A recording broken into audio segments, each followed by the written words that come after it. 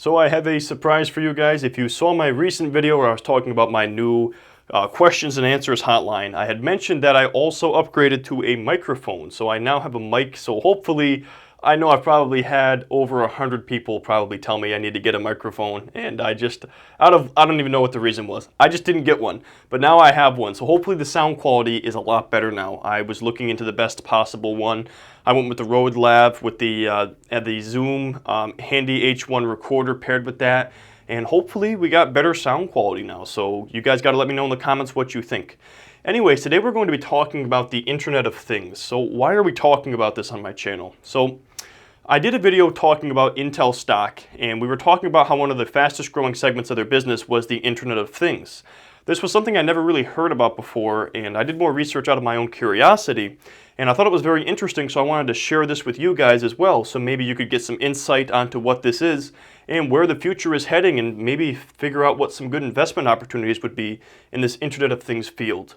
But by definition, the Internet of Things is the interconnection via the internet of computing devices embedded in everyday objects, allowing them to send and receive data.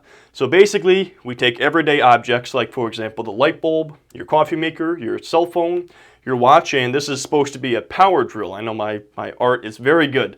So now these everyday household objects, or everyday objects in general, are now able to basically communicate with each other and send data back and forth via the internet. Now this also applies to individual components of machines. So what's cool about this is now cars will be able to talk, as far as the components of cars will be able to talk to each other. So as far as troubleshooting goes, we probably will no longer see that check engine light, but instead we'll actually get diagnostics on the car, and it'll be able to say, okay, pressure is low at the power steering pump, and it'll say it's likely that your power steering pump is going bad. So rather than having it be just a check engine light of some kind, which I don't know if the power steering pump would ever throw the check engine light, I didn't think that through, but basically anything that would have originally just thrown a light that said something's wrong, you should be able to, with this new Internet of Things, get better feedback, and the individual component that actually is having a problem will be able to communicate with the car itself and let you know exactly what's wrong. So as far as the rule of thumb of this goes, as far as the future of the Internet of Things, if it has an on and off switch, it can be part of this Internet of Things network, which is very cool. So we're going to see more and more connected devices as we go forward. I'm sure you guys are seeing this now. I'm sure you guys have been to like the hardware store where you've seen the new light bulbs that you can control with your phone. Some of them you can even like change the color, which is really cool. But we're going to see more and more things being able to connect to the internet and work with each other.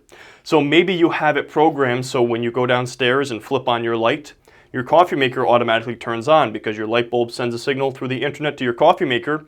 And now when the kitchen light turns on, it tells your coffee maker, oh, you're awake, let's get that coffee maker going.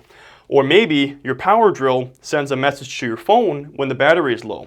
So that way, next time you go to use your drill, it's not sitting there on no battery. So maybe you're sitting there, you get a notification on your phone from the power drill through the internet that says, hey, the battery's low, you might want to put it on the charger.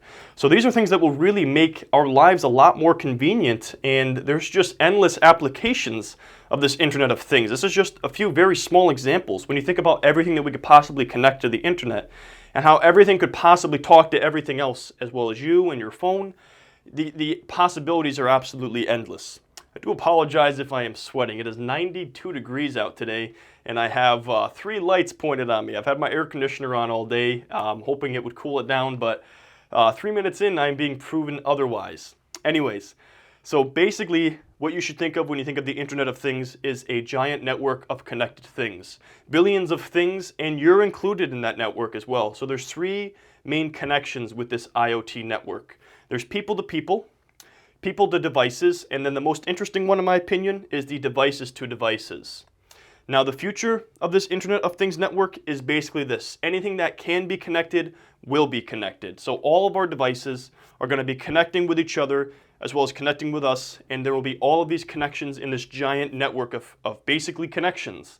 So maybe you're starting to see where the potential problems are with this. A lot of people have concerns about how will this be a secure network? How will we be able to keep track of all of these billions of connections? And the potential problems we might run into when maybe someone's able to, if let's say you have your phone hooked up to your light bulb, okay? Someone hacks into your light bulb, next thing you know, they're able to get to your phone through your light bulb. They're able to hack your phone that way. So you're kind of having that's the main issue people have with this Internet of Things is how are we possibly going to have this be secure? So that way our data and our personal information is not at risk. Okay. So here's an Internet of Things example for you guys to kind of paint the picture of what this could do for us.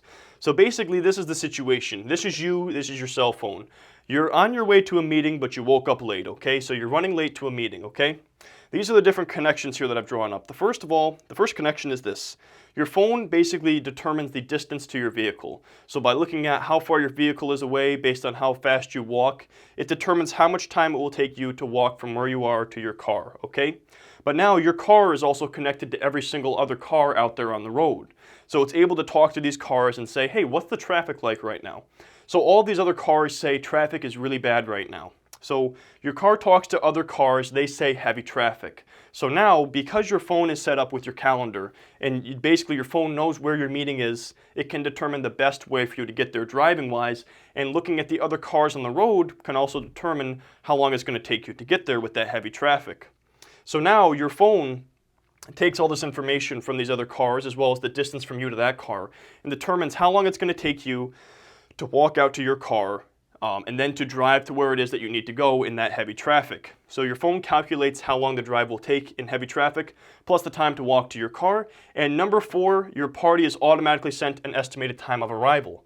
So rather than you having to worry about telling them, oh my gosh, I'm running late, I'm going to be late to the meeting, maybe you hit a button on your phone, and it does all this behind the scenes, sends a message automatically to your party and says, hey, he's going to be there 13 minutes late, so they don't have to sit there waiting. This is just one of the many, many examples of what the Internet of Things may be able to do for us and things that it's able to do for us now. This is a very simple example, and there are a lot more complex things that are now possible with this Internet of Things network. Okay, so here's just a couple other Internet of Things examples for you guys. Number 1 is rather simple, and as I go down here, they get more complex, just to give you guys an idea of what this technology is really capable of doing for us. So number 1 is pretty simple. Let's say you have a printer at your office or even a printer at your house. One of the things that's annoying is getting those notifications saying, oh, your printer is out of ink, or okay, this cartridge is out, or this piece is broken or in need of repair. Rather than having to order that part, what if your printer automatically orders new cartridges and equipment for you? So that way it just arrives, and maybe when that equipment arrives, when basically, let's say, the same time that the package is delivered, a text is sent to your phone with instructions on how to actually install that piece of equipment, just to make it all the more easier for you. Number 2, your car tells you what is wrong. So we talked about this earlier, how individual components of machines can now be involved in this. So based on that, your car is now able to tell you exactly what is wrong. Not only that though, but how long you can drive the car for. So is this something that needs action immediately, in a week, in a month, or whenever the next time is convenient? It can also tell you based on where you are as far as location-wise and what garage you're near, how much it will cost to fix it. It'll also tell you where to get it fixed, and maybe you can even hit a button on your phone. It says, hey, just so you know, your power steering pump is bad.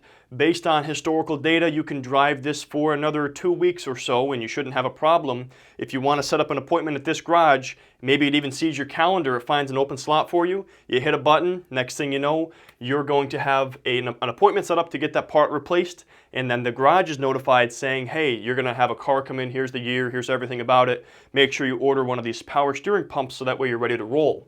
So there's another little more complex example. The third is a final example here, and this is even more complex than the second. So let's say there are sensors on bridges that monitor vibrations to determine the structural health of that bridge. Now this bridge also communicates with other bridges based on those sensors to troubleshoot. So they look at all that seismic data and they determine that, okay, when this certain sensor shows this reading, it means the structural integrity of this part of the bridge is compromised. So at that point, a maintenance crew can be notified. So not only is this collecting data and comparing it with others, it's basically collecting this giant pool of data that they can use to troubleshoot, and they can determine, okay, we had a bridge failure and this sensor read this right before the bridge failed. So now they understand, okay, so when we see this happen, there's a good chance that might happen to another bridge. So that's also preventative maintenance, which is going to save us a lot of money, and just another cool example of what the Internet of Things can really do for us. So the reality is that The Internet of Things allows for endless opportunities and connections, and the long-term impact of this technology is really nothing that any of us can comprehend because we are just scraping the surface of what's possible with this new technology. And like I said before, the one big problem with the Internet of Things is security. How are we going to keep all of these billions of connections secure?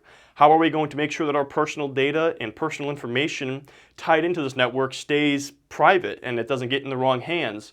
Or having people be able to hack into an individual component of this network and be able to access the whole network? Those are the big questions people have about the Internet of Things, but I think we can all agree it's not going anywhere and it's only going to become larger. So we really better figure out these security problems before something catastrophic happens. But I don't think anybody's just going to say, okay, we don't like this, stop doing this. There will be no way to control this from happening. Anyways, guys, that's pretty much all I got for this video. This is the Internet of Things in a nutshell. If you guys enjoyed this video, please drop a like. If you are new to my channel, please consider subscribing to be notified of future uploads. And as always, I thank you guys for watching this video.